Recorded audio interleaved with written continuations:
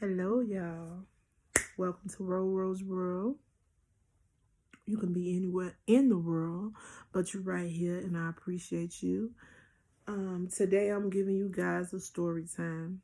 This story time is hard for me because it's so personal, but lately, I've been hearing a lot of things about domestic violence. So I just wanted to come and share my story. Hopefully it'll help someone, and just always remember, like, it never gets better. It always gets worse. Like, love don't hurt, period. So I'm just gonna jump right into it.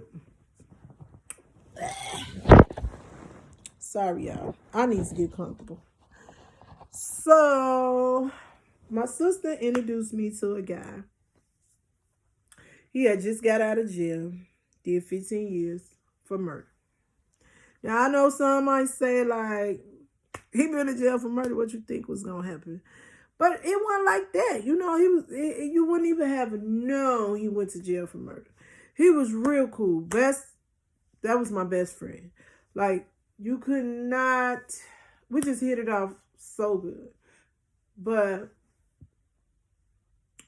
when you first got out, of course you did 15 years. You're not up with the times. Your wardrobe is behind. Everything is behind. So I was just like fixing him up and everything. So eventually he started to feel himself. Eventually females started to feel him or whatever. So now he got all that going on. You know he did 15 years, so the body like pow. When I tell you that body was like pow, he was fine, okay? So he got all that or whatever. And then I'm constantly upgrading him. I'm teaching him things, like I'm enhancing the man to a whole nother level because, you know, it was just, I have always been about my business ever since I was young. So I was 23. 6 months into us being together, I end up getting pregnant. So I'm like, jeez, I don't know nothing about this right here, but I'm excited because I always had female issues. So I really thought I could not get pregnant because, like, I had always tried to get pregnant with the love of my life and it was not happening. So I was like, okay, well, it is what it is. So fast forward, we was good. And then all of a sudden, when he started feeling himself, he started cheating. Of course, when you cheat, that's going to start arguments. So it went from us arguing to him now trying to play these mental games. Like, when I tell you guys, this man used to sit up and research mental stuff. The mind games was on a whole nother level, like extreme. Oh my gosh, y'all. I just can't make this up. So we end up splitting up before he went to jail again. He went to jail when I was 3 months pregnant. So I did not want to wait on him because our relationship was so bad. I was tired of the verbal and the emotional abuse, all of the cheating and everything. And I was just like, the day before he got locked up, he had disrespected me so bad, made me feel the lowest I have ever felt in my life. And I'm dealing with this pregnancy. I'm sick. I'm having a really hard time. I'm high risk. I got a lot going on. So it was like, no, I'm just done. So when he got locked up, I felt like, okay, that was my way out of him. So he got mad because I didn't want to be with him when he got locked up. Remind you, we wasn't even together when you got locked up. You know, we really wasn't. You were coming around just to torture me, but we wasn't together. So I'm telling you this part because he said the whole reason he physically started to abuse me, well, he started to physically abuse me, is because he wanted to pay me back for hurting him, for leaving him while he was in jail. So when he got out and I seen him and I took the baby to see him, My daughter was around 7 months old at that time. And emotions just hit me. I wasn't expecting that. Now, this man been gone almost 2 years, because he left when I was like 2 months pregnant or something like that. Like, it was in the beginning of my pregnancy. He got locked up. So I was like, real? Like, where is all this coming from? So I end up trying to rekindle things, and we end up, fast forward, getting married. Okay. So the first time it left from emotional and physical abuse and crossed over, emotional and verbal abuse and crossed over to the physical abuse. I was getting my daughter Christian. I was nice enough to go pick this man up. Now, at this time, we had been separating. We were separated a little bit because the cheating was just too much to deal with. The disrespect. He allowed women to call my phone from his phone while he laid up sleep somewhere over a female house. Like, it was just so much to be married to someone who had absolutely no respect for you. So in my mind, I was like, I want this to work. I didn't have my biological mom or dad, so I really need this to work for my daughter. I want this to work. I want my family. That's what I'm thinking. Okay, I'm just gonna deal with it. If he get mad, I'll just stay calm. I'm just gonna make sure I give him no reason to hit me again. That was my mindset. Don't ever think like that, women, guys, whoever. It only gets worse. It really do. No matter how good you try to be, how much you try to walk on eggshells, it is what it is. Once an abuser is always an abuser. So, back to me getting my daughter Christian. I went and picked him up because I wanted him to be a part of it. I could have did it behind his back, but I was not trying to do that. I really wanted to do the family thing, or either just really be able to co-parent really well. He gets in the car. He's talking to one of his hoes, and he's just all like disrespectful with it, talking about how he gonna fuck her and all this shit. And I'm like, dude, chill out. Like, you doing too much. Like, what are you doing all that for? Like, that's so disrespectful.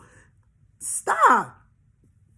So he like, you don't tell us. I'm like, get off the phone with the bitch. Like, go on with that shit. You can go and take, if you want to do all that, then you need to get on the bus, because you on the bus. You need to get on the bus, and you can make it that way. But if you gonna be in my car, I really don't want to hear all that. So he gonna tell me, don't call her no bitch. You the bitch. Excuse me? So of course, things get heated. We start arguing. So I turn back around. I'm like, let me take you so you get your stuff from my house, and you can just go ahead on and keep it moving, because I'm not finna deal with that. We not finna do this one right here. So he started choking me, hitting me and stuff, and I'm not having that. Like, now you finna put your hand on me? Oh, no. So we really fighting. He ended up taking my phone, and then he calls the police. And I'm like, how you call the police on me and you the one jumping on me? Are you serious? They take me to jail. Lock me up. He see I have our child. At that time, she's probably like 10 months old. So I'm like, really, dude, you gonna have me locked up and you gonna have your daughter going to jail with me? So I had to call someone to pick up my daughter. I am so angry at this point, because I'm like, they telling me like I gotta spend the night. Charges are being brought up against me. Like, it was really, really serious. And I'm like, what kind of law is this? Like, this man had my phone. He the one. I'm protecting myself. One trying to hear. So he ended up coming and dropped the charges after I was in jail 2 days. Dropped the charges, smirked, and went on. He could have really messed my life up. I could have had a felony on me. But he dropped the charges because he knew he was some bullshit. Now, he played mind games. I'm telling y'all, that's what he do. He needed to have that because he know he was going to be beating on me. So he wanted to have something to say that I was beating on him and it was self-defense. He always uses that occasion and was like, well, she went to jail for beating on me before. I'm protecting myself. You guys, some dudes can be very strategic because he never used to put any marks on me. Like, he would choke the hell out of me, throw me all around, pull my hair and things like that, so he wouldn't like be putting marks on me. But eventually things escalated to the point to where he like blackened my eye. I remember one time he hit me and my eye was so messed up and I had to go to work. And it was so embarrassing because he done gave me a whole script to tell people, oh, baby, just tell them you was in your, because I used to take this self-defense class for him. He just didn't know. I was learning how to whoop his ass a little bit better because what I was doing wasn't working. So he was like, just tell him somebody made a mistake and hit you in your eye in self-defense class. So I'm going to work saying this. As time go on, I'm saying to myself, like, you are becoming a victim of domestic violence. And I just don't have the personality for that. You know what I mean? I would never think I would be the one that be a victim of domestic violence. It happens so fast, y'all. Like, it does. It happens so fast, but it creep up on you at the same time. You see what I'm saying? And you get to the point to where when it happened and you need help and you reach out and you tell people and then y'all break up and you really know in your mind you don't need him and you done, then somehow, some way you take him back, then you start getting embarrassed. So now you're going through this alone because you're too embarrassed to tell somebody else you done allowed this man to come into your life again and beat your ass again. So now you just accepting it on your own because you look like a whole fool. And before you let somebody sit and make fun of you or down you when you already down, you would rather just not tell nobody anything. So I started taking the abuse in silence because it's like, no. My dad done cried, like, please leave him alone or whatever. It's like, and I keep going back. So, I end up having a hysterectomy. When I had a hysterectomy, this man dropped me off at the hospital and left. And I almost lost my life. I needed 2 blood transfusions. They couldn't get my blood pressure down, so they had to put me under a little longer because they couldn't wake me up with my blood pressure being that high. So, it's so crazy. When I get home, you guys, this man have evidence of a female being in my car. He just had been doing the most. His phone, I checked his phone. His phone was full of bitches, like saying thank you for, he done did this and did that. Like, it was just a mess. So I confronted him about everything. Do you know this is the first day I got home from surgery? I'm still stitched up and everything. This man jumps on me, beats my ass. I end up hemorrhaging and had to go back to the hospital. That was the most painful procedure ever, to already be sore as hell and they got to go back inside of you and stop the bleeding. Y'all just don't understand how painful this was. And I'm trying to get away from him. So before I even found out that I had hemorrhage, I'm running because he didn't like rip my clothes off of me. So I'm outside, no shoes, nothing but like just this little top I had on, like that was ripped up. I think I had on some shorts. It was cold as hell outside, y'all. And you know, when you have a cell phone, you really don't know nobody's phone numbers. So the police didn't even, like, who can I call for you or whatever. It was just like so crazy. And he always used to hit it and go on the run every time he beat me to the point to where, okay, well, these are not any like the bruises and stuff. I can't hide that. Like, he done went too far this time, so he know he had to get up and go. So even after that, I went back to the man again, y'all. I went back again. He always promised he wasn't gonna do it no more. He always made me feel like I was the reason why he did that. Like, it was my fault that he was beating me. I am the one who caused it. That's what he always made me feel, that, that's the reason. So even though I knew better, ain't nobody no fool. It was just like, I really can't explain to you why I kept going back. I don't get it right now at this day. So it just got worse and worse, to the point to where I was like, you know what? I can't trust myself to not go back to this man. I loved him. I did. I really did. Like I said, in the beginning, it was really good. In the end, it was really bad. But I was like, I'm moving out of town. I'm just going to move out of town. I don't want to deal with it. I'm leaving. I keep going back some way when I shouldn't. So it's like, okay, let me just go for this man kill me, because it's getting worse and worse. So I end up moving out of state. So he didn't know where I was or what was going on.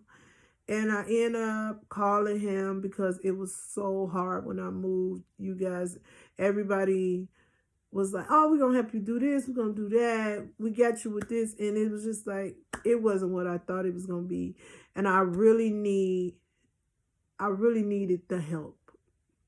When getting a job and you got a little baby that's not even in school yet, and it's like, okay, I need to pay for daycare, but I can't afford to pay for a car note, daycare, with the little job that I had made moving out here. Like, it was just too much. So my only thing was like, let me just call him and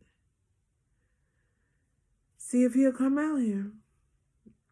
And he did. He came out here. I was just like, I just need his help to take care of the child. So he ended up coming out here. He had unemployment at the time, and he had a food stamp card. That was something I need. Because I had got a place before I even got a job. I had got some fake check stubs made because I needed my own spot.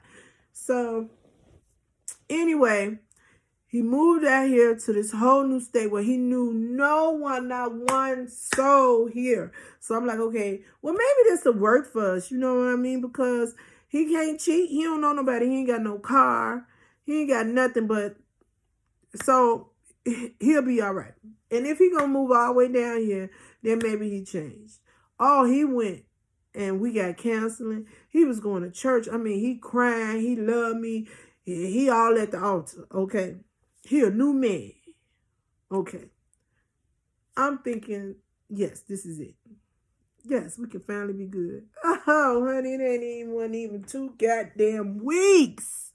Do you hear me? He done jumped up on Craigslist on the computer and found him a bitch. You cannot be hoeing that hard that you got to go on an ad to find you somebody. Then he had a female in my house, and she done left her Facebook signed into my computer. Okay. So I'm like, dude, like, seriously, what the hell? I was like, you know what? I can't. I see where this is going. You starting to argue. You on the same. You never gonna change. You not. You ain't gonna change. Just please just leave. I should never called you down here in the first. Just leave. If you can't leave right now, just, do what you need to do until you can leave. We done. I can't. So he ended up getting upset because I seen, okay,